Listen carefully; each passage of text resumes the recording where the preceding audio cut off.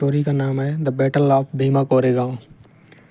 भीमा कोरेगांव युद्ध इतिहास का सबसे चर्चित युद्ध था। महाराष्ट्र के पुणे जिले में भीमा नामक नदी के किनारे बसा यह गांव कोरेगांव स्थित है। नदी और गांव के किनारे पर ही भीमा कोरेगांव युद्ध अस्तित्व में आया। यह युद्ध भारत की पुरानी परंपराओं को भी अवगत कराता है कि भारत के पेशवाओं द्वारा महारों को कमर पर झाड़ू और गले में मटकी बांधने पर मजबूर किया जाता था ताकि कोई महार रास्ते पर चले तो उसके पाँव के निशान ना पड़े, झाड़ू द्वारा मिटते रहें और वे रुकना भी चाहें तो अपने गले में लटकी मटकी में ही थूकना पड़े। कई लोगों को लगता है कि युद्ध मराठों और महारों के बीच हुआ, लेकिन ऐसा नहीं है। तो आइए भीमा कोरेगांव का युद्ध विस्तार से जानें और फिर कमेंट में अपनी बात को रखिएगा। मराठा शासन का अंत और पेशवाओं का उद्भव। पेशवा मूल रूप से मराठा साम्राज्य के राजा यानी छत्रपति के अधीन कार्य करते थे। मराठा साम्राज्य की नींव छत्रपति शिवाजी महाराज ने रखी थी। उनका राज तिलक 1674 ईस्वी में हुआ था। उन्होंने अपने जीवन में मुगल साम्राज्य के कई युद्ध किए थे।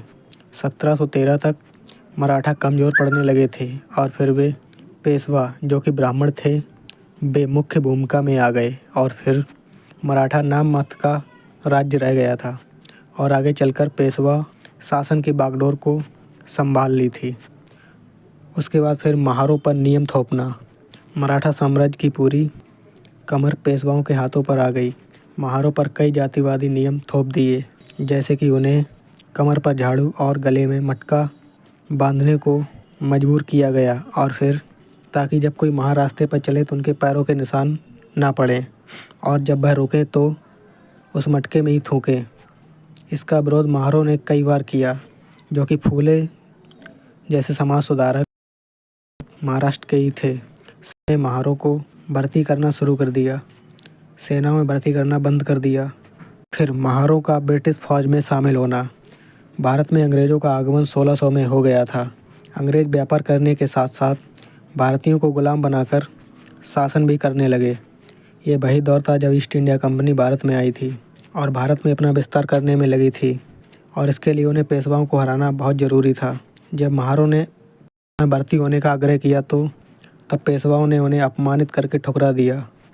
यह बात जब अंग्रेज़ों को पता चली तो अंग्रेज़ों ने महार जाति के लोगों को कुछ शर्तों पर अंग्रेज़ी सेना में शामिल किया और इस तरह आगे चलकर भीमा कोरेगांव युद्ध अस्तित्व में आया। और फिर भीमा कोरेगांव युद्ध, इस युद्ध में दो पक्ष थे।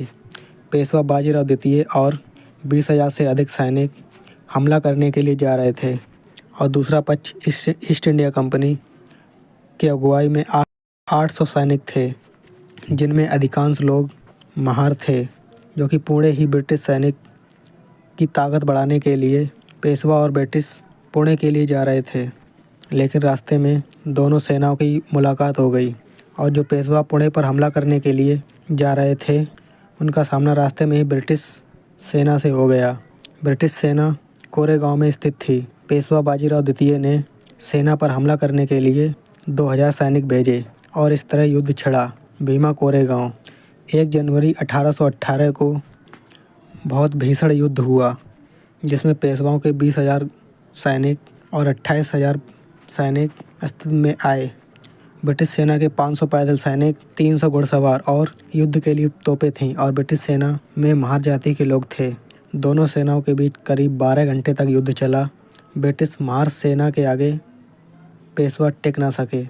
कैप्टन फ्रांसिस ईस्ट नेतृत्व में ब्रिटिश महार सेना विजय हुई और इस जीत के बाद पेशवाओं का शासन खत्म हो गया और उन्हें अपना आत्मसमर्पण कर दिया। और इस युद्ध में शहीद हुए महार सैनिकों को श्रद्धांजलि देने ईस्ट इंडिया कंपनी ने एक गांव में एक ऊंचे स्तंभ की स्थापना की। भारत के संविधान निर्माता कहे जाने वाले बाबा साहब डॉक्टर B.R. अम्बेडकर जी 1 जनवरी 1927 को कोरेगांव स्थित विजय स्तंभ गए।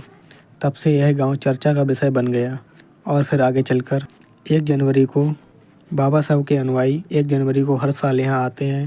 कई बार इसमें युद्ध होता रहा और ये विषय काफ़ी चर्चा का विषय बना। वीडियो कैसी लगी? वीडियो को लाइक करके चैनल को सब्सक्राइब करें, ज़्यादा से ज़्यादा शेयर करें। धन्यवाद। जय हिंद। वंदे मातरम।